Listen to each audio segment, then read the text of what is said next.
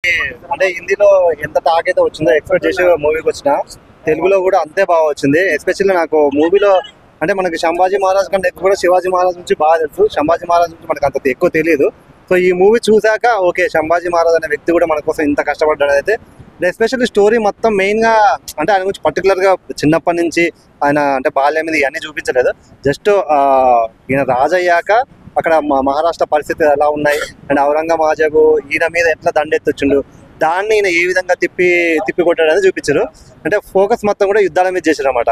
ఎంతసేపు మన ఈయన అంటే వాళ్ళ లక్షల సైన్యం ఆల్మోస్ట్ అప్పటికే నీకు ఇండియా మొత్తం ఆక్యుపై చేసిన మహారాష్ట్ర ఒకటే ఉంది. దీన్ని ఒక్కదాన్ని ఎట్లయినా ఛేదించుకోవాలని ఆయన దీన్ని ఎలాగైనా కాపాడాలి, నా మహారాష్ట్రని నా ధర్మాన్ని కాపాడుకోవాలని గొరిల్లా యుద్ధాలు అంటారు చూసినాం. అంటే శివాజీ మహారాజ్ ఎప్పుడైతే స్టార్ట్ చేసినో ఆ యుద్ధాల ద్వారా లక్షల సైన్యం ఉన్న ఆ సైన్యాన్ని తక్కువ సైన్యం 20-25 పైన సైన్యంతో సో వాళ్ళని ఎదుర్కొనే యుద్ధాలు మాత్రం చాలా బాగా చూపించాడు. సో అది బాగా నచ్చింది. ఎండింగ్లో ఒక 30-45 మినిట్స్ మూవీ ఉంటుంది భయ్య. సో నెక్స్ట్ లెవెల్ అనిపించుద్ది. అంటే మనోడు పట్టుబట్టినాక అక్కడ తీసుకెళ్ళినాక ఔరంగజేబుకి మనోడికి మధ్య డైలాగ్స్ ఉంటాయి.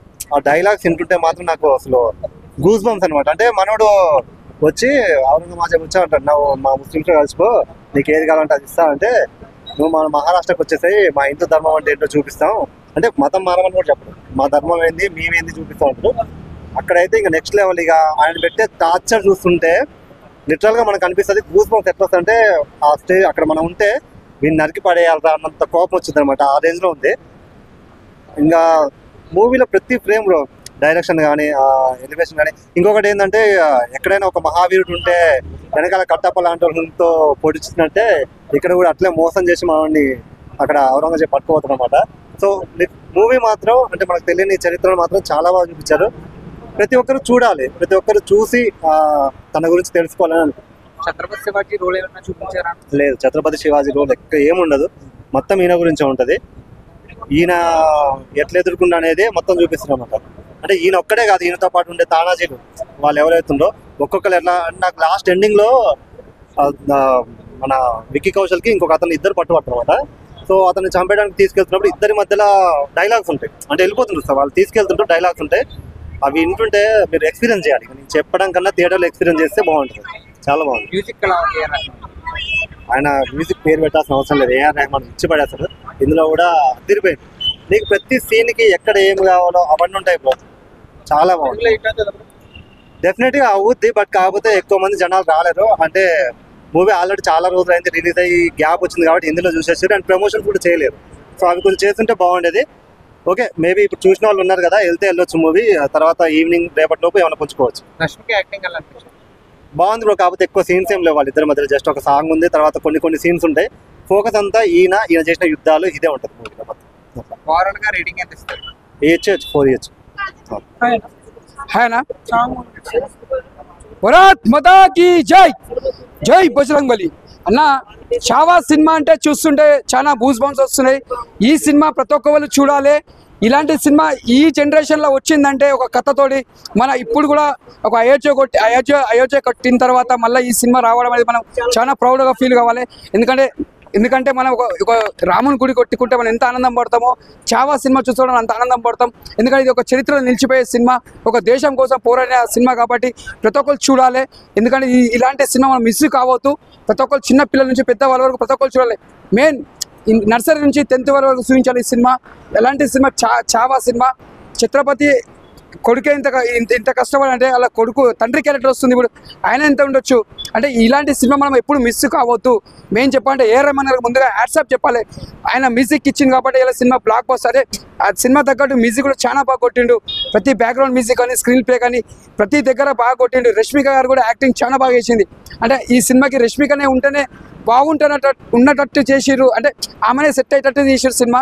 ఆ హీరోకి ఆయనకి హీరో గారు కూడా ఛత్రపతి కొడుకు రియల్గా ఇలా ఉండట్టు అన్నట్టు తీసిండు. ఆయన కూడా చాలా బాగా కొట్లాడిండు.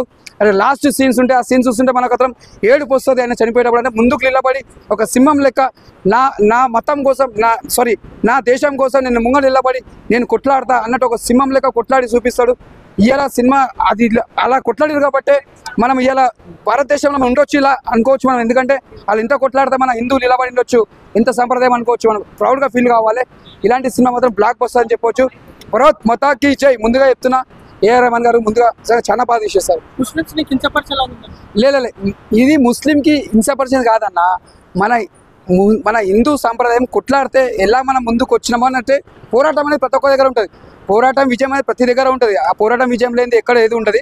ఆ పోరాటమే మనం విజయం సాధించుకున్నాం కాబట్టి మన సంతోష విషయం, అది తప్పేం విషయం కాదు.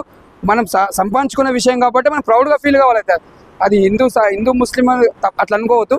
మనం ఎంత పోరాడినామో కాబట్టి ఇలా మన హిందూ సంప్రదాయం నిలబడ్డది ముంగడ కాబట్టి అందుకే ఇలా ఈ చావా సినిమా తీసి చూపించారు. భారత్ మాతాకి జై. ముందే సోషల్ మీడియాలో వైరల్ చేసి పడేశారు. ఎన్టీఆర్ గారు వాయిస్ చెప్తున్నారు. ఎన్టీఆర్ గారు బేస్ వాయిస్ అయినా, చరిత్రలో సంబంధించిన వాయిస్ అయినా, దేవులకు సంబంధించిన వాయిస్ అయినా ఆయన పర్ఫెక్ట్గా చెప్పగలుగుతారు. ఆయన వాయిస్ అని బాగా ఊహించేసుకున్నాము. కనీసం రామ్ చరణ్, సాయి కుమార్ అని ఊహించుకున్నాము. వాళ్ళని వాయిస్ ఒక్కటే నాకు ఇబ్బంది అనిపించింది. అంటే వాళ్ళు లేకపోవటం మనం ఊహించుకున్నాం కాబట్టి. కానీ ఎవరైతే డబ్బింగ్ చెప్పారో పర్ఫెక్ట్గానే ఉంది. హిందీ అంత రేంజ్ అయితే కాదు అన్న ఫీలింగ్ కలిగింది. కానీ సినిమా అయితే టోటల్గా బాగుంది భయ్య. ఎవరిని విడదీసి మాట్లాడాలి, విడగొట్టాలని అక్కడ సంభాజీ గారి కొడుకు అని ఎక్కడ మాట్లాడలేదు. అందరు కలిసే ఉందాం, కలిసే ఉండాలి. భారత జాతిని ముందుకు తీసుకెళ్ళాలి. భారత జాతి అంతా కలిసి ఉండాలి. భారతదేశంగా వచ్చిన ప్రతి ఒక్కరు భారతీయుడిగా బతకండి, మంచిగా ఉండండి. ఓకే, మీ మతంలో మీరు ఉండండి, మీ కులంలో మీరు ఉండండి. కానీ కుల మతాలకు గొడవలు పెట్టి భారతదేశాన్ని విచ్ఛిన్నం చేయాలనే ప్రయత్నం చేయకూడదు. అందరం కలిసి ఉందాము అని అన్నాడు. ముస్లింల రాజు కూడా, అంటే మొఘళ్ళ రాజు కూడా ఒక మాట అంటాడు సంభాజీతో, నువ్వు మా మతంలో కలిసిపోయి నిన్ను వదిలేస్తాము, నీకు కావాలన్నది నీకు సమర్పిస్తేస్తాం, నీకు ఏ రాజ్యం కావాలంటే ఆ రాజ్యం ఇస్తామని. కానీ మనోడు ఏమంటాడంటే, హీరో ఏమంటాడంటే, నువ్వు మాలో కలిసిపో, భారతదేశంలో కలిసిపో, నిన్ను మతం మారమని నేను కోరను అని ఒక మాట అంటాడు. అది చాలు భయ్య, ఆడ విడదీశాలని ఎక్కడ లేదు. సో సినిమా చూసిన తర్వాత సినిమా గురించి మాత్రమే మాట్లాడండి. కులాలు మతాలు విడదీసి ముస్లింలు, హిందువులకు, క్రిస్టియన్లకు గొడవలు పెట్టాలనే ప్రయత్నం ఎక్కడ చేయొద్దు. ఇలాంటి రివ్యూలు అలాంటి ఇవ్వకూడదని కోరుకుంటున్నా. ఒకటే ఏంటంటే, సినిమా మెయిన్ ఉద్దేశం భారత జాతిని కాపాడండి, భారత జాతిలో కలిసిపోండి, అందరూ కలిసిమెలిసి ఉండండి. మీ కులం మీదే, మీ మతం మీదే. కానీ దేశంలో ఉన్నా అంటే ఒక దేశం ఇప్పుడున్న పరిస్థితుల్లో నేను ఇప్పుడున్న ఉద్దేశం ప్రకారం, ఇప్పుడున్న ఏదైతే రాజ్యాంగం ఉందో భారత జాతిని అవమానించొద్దు, భారత జాతి రాజ్యాంగం ప్రకారం కలిసి ఉండాలని నేను చెప్తున్నాను. అలాగే ఉంది సినిమాలో కూడా అలాగే ఉంది. విడిపోవద్దు, విడగొట్టము. మీరు ఎలా ఉన్నా సరే ఇండియాలో ఇక్కడున్న రాజ్యాంగ ప్రకారం కలిసి ఉండాలని నేను కోరుకుంటున్నాను. సినిమాలో బ్యాక్డ్రాప్ మ్యూజిక్ బాగుంది, పాటలు బాగున్నాయి. ఏఆర్ రెహమాన్ గారి మ్యూజిక్ అయితే చాలా వండర్ఫుల్ అనిపించింది. అలాగే రష్మి గారి పాత్ర చాలా బాగా అనిపించింది. ఇంకా అక్షయ్ ఖన్నా విలనిజం అయితే ఆయన మాట్లాడాల్సిన అవసరం లేదు. జస్ట్ ఆయన మేకప్, ఆయన ఫేస్లో కనపడ్డ ఎక్స్ప్రెషన్సే చాలన్నమాట విలనిజానికి. మస్తు వండర్ఫుల్ అనిపిస్తుంది. ఈ 2-3 పాత్రలు అయితే ఖతర్నాక్ ఉన్నాయి. చిన్న పాత్రలు కూడా, చిన్న రాజులు వాళ్ళు అంటే మెయిన్ సైన్యాధికారుల పాత్రలు చూపించినా కానీ తక్కువ ఉన్నా కానీ చాలా బాగా అనిపించేస్తాయి. Wonderful movie. తెలుగులో కొంచెం లేట్ అయింది, కానీ లేట్ అయినా సరే ఇంకా కాస్త తొందరగా వచ్చుంటే బాగుండదనే ఫీలింగ్ అయితే కలిగింది. మంచి మూవీ, చాలా మంచి మూవీ. తెలుగులో చాలా బాగున్నాయి. అఫ్కోర్స్ బాహుబలి రేంజ్లో చూపిస్తారనుకున్నాం, కానీ అంత రేంజ్ అయితే లేదు. బాహుబలిని టచ్ చేయాలంటే అంత ఈజీ ఏం కాదనే ఫీలింగ్ కలిగింది అక్కడక్కడ. ఎందుకంటే జస్ట్ క్లోజ్అప్లో షార్ట్స్ పడుతున్నాయి, వాళ్ళు ఎక్స్ప్రెషన్స్ చూపిస్తున్నారు, వండర్ఫుల్గా అనిపిస్తాయి. కానీ బాహుబలి రేంజ్ అంటే ఒక చరిత్రలో మిగిలిపోయిన రాజు కథ కదా, ఇంకా బాహుబలి రేంజ్ అంతకు మించిన రేంజ్ ఉంటుందేమో అనుకున్నాం. అదే చెప్తున్నాను కదా, మనం ఊహలకు తగ్గట్టుగా అన్నీ ఉండవు. వాళ్ళు ఏదనుకున్నారో అది మాత్రమే తీయగలుగుతారు. అలాగే బాగుంది సినిమా అయితే, వండర్ఫుల్గా ఉంది. పాటలు బాగున్నాయి, యుద్ధ సన్నివేశాలు చాలా బాగా అనిపించేసినాయి. బ్యాక్డ్రాప్లో వచ్చే సాంగ్స్ కూడా చాలా బాగా అనిపించేస్తాయి. బీజియం బాగుంది. ఏఆర్ రెహమాన్ గారు వాయిస్ కూడా ఉంది. ఆయన పాడిన పాటలు కూడా ఉన్నాయి అనమాట. చాలా అద్భుతంగా అనిపించింది. హిందీ, తమిళ్కి, ఇతర భాషలకి బాగా కొడతాడేమో అనే ఫీలింగ్ కలిగింది. సో తెలుగులో డబ్బింగ్ అయ్యి వచ్చింది కాబట్టి ఎక్కడైతే నాకైతే మహేష్ అని ఏమనిపించలేదు. మంచి మూవీ అయితే పడ్డది భయ్య. హిందీ చూశాను, తెలుగు చూశాను, రెండు బాగానే అనిపించేసి. కాకపోతే హిందీ మెయిన్ హీరో వాయిస్ అయితే ఉందిగా, అది బాగా నచ్చింది నాకు. ఎలా ఉందన్న చావా మూవీ? చావా మూవీ అయితే చాలా బాగుందన్న. బట్ ఏంటంటే ఫైట్స్ అంత లేవన్న. అంటే హిందీలో అక్కడ బాగా ఆడుతుంది, బట్ ఆయన శివాజీ గారి గురించి మనకంత తెలియదు కాబట్టి తెలుగులో నాకు తెలిసి అంత ఆడకపోవచ్చు. ఏంటంటే మనం రాజమౌళి ఇచ్చిన ఇంపాక్ట్, 666, ఈ బాహుబలి, ఆ ఫైట్ ఎలివేషన్స్ అన్ని చూశాక ఈ ఫైట్స్ అన్ని కొంచెం సిల్లీగా అనిపించాయి. సినిమా చాలా బాగుంది. ఒక హిందూ ధర్మం గురించి చాలా గొప్పగా చూపించారు. మతం మార్చుకొని మన మామూలుగా క్రిస్టియన్స్ చూస్తూ ఉంటాం, మా మతంలోకి రండి అనేసి. అట్లా మన హిందూ ధర్మం కోసం ఎంత కష్టపడ్డారు శివాజీ మహారాజు. వాళ్ళ బిడ్డ చావా అంటే పులిబిడ్డ అని అర్థం. చావా అంటే ఆయన సంభాజీ మహారాజు ఎంత కష్టపడ్డాడని చాలా బాగా చూపించారు. బట్ ఆయన గురించి మనకు అంత తెలియదు కాబట్టి ఇక్కడ తెలుగులో కొంచెం డల్ అవుతుంది. బట్ ఒకటి నేను చెప్పాలనుకున్నది ఏంటంటే ఈ సినిమా గురించి, హిందూ ధర్మం కోసం చాలా మంది చాలా యుద్ధాలు చేశారు. దాన్ని క్లైమాక్స్లో కళ్ళకు కట్టినట్టు చూపించారన్న. నిజంగా ఆ క్లైమాక్స్ చూస్తా అంటే లిటరలీ ఏడుపు వచ్చింది. ఎందుకంటే అసలు మొత్తం కోసి ఆయన మీద ఉప్పు మీద చల్లి కళ్ళు లోడి, నిజంగా హిందూ ధర్మం కోసం ఇంత కష్టపడ్డారా? మనం సింపుల్గా వచ్చి ఐమాక్స్ సినిమా చూసి సినిమా బాగాలేదు లవడా బతుకు అనేసి అంటాం, కానీ ఒక హిందూ ధర్మం కోసం ఎంత కష్టపడ్డారు, ఎన్ని యుద్ధాలు చేశారు అనేది చాలా క్లియర్గా చూపించారు. బట్ అది క్లైమాక్స్ ఒక్కటే ఆ రేంజ్లో చూపించారు. ఫస్ట్ నుంచి దాన్ని అలాగే తీసుకెళ్ళి ఉంటే బాగుండు అనిపించింది. ఫైట్స్ డల్ అయినాయి ఫస్ట్ లో, చిన్న చిన్న ఫైట్స్ అన్ని క్లోజ్ చేయించేశారు అనమాట. పెద్ద సన్నివేశాలు అదే అన్న కొంచెం డల్ అయింది. క్లైమాక్స్ మీద చాలా బాగా ఇంపాక్ట్ పెట్టారు, అంటే బాగా కష్టపడ్డారు. ఆయన గోర్లు తీసేయడం కానీ, కళ్ళు లోడ్ వేయడం కానీ, ఆ సీన్లన్నీ చూస్తుంటే మంచిగా అనిపించింది. ఇంక ఇదే కొంచెం ముస్లిం వాళ్ళు చూడకపోవచ్చు, మేబీ వాళ్ళ మతం గురించి ఊరికే గలీజ్గా చూపించారు అన్నట్టుగా ఉంటుంది.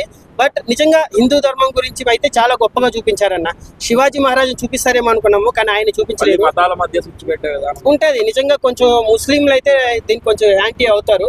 బట్ సినిమా చూసినాక తెలుగులో ఎలా ఉంది అంటే, తెలుగులో మేబీ హిందీలో ఆడినంత గొప్పగా అయితే ఆడదన్న. ఎందుకంటే మన రాజమౌళి ఇచ్చిన ఇంపాక్ట్, ఆ ఫైట్ లో ఆ ఎలివేషన్స్ చూశాక సరిపోవట్లేదన్న. క్లైమాక్స్ బాగుంది, అది కూడా హిందూ ధర్మం గురించి. నేను ఒకటే పాయింట్ చెప్తాను మన తెలుగు వాళ్ళకి, అసలు హిందూ ధర్మం గురించి మళ్ళీ క్రిస్టియన్లోకి వెళ్ళిపోతా, ముస్లింల వైపు కలిసిపోతాను అన్న వాళ్ళు ఒకసారి ఈ సినిమా చూడండి.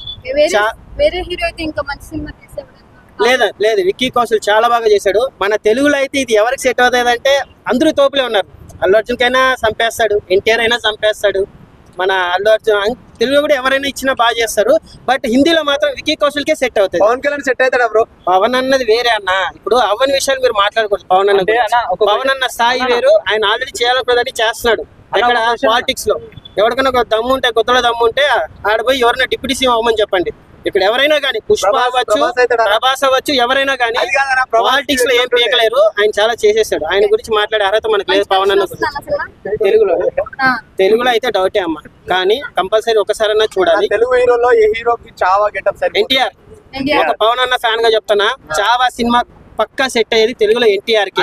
మూవీలో 20% చాలా మంది రామ్ చరణ్ కూడా సెట్ అవుతుంది. బట్ మన అందరికి ఓపెన్ గా ఒప్పుకోవాలి కదా, వాయిస్ చెప్పాలి అంటే అది ఎన్టీఆర్ గారికి సాధ్యం అవుతుంది. మ్యూజిక్ చాలా బాగుంది, క్లైమాక్స్ చాలా బాగుంది. ఓవరాల్ గా చావా సినిమా ఫైట్ల పరంగా నాకైతే అంత అనిపించలేదు. క్లైమాక్స్ మాత్రం డబ్బులు ఇచ్చేయచ్చు. కాంతారా రేంజ్ లో ఉంది క్లైమాక్స్ మాత్రం.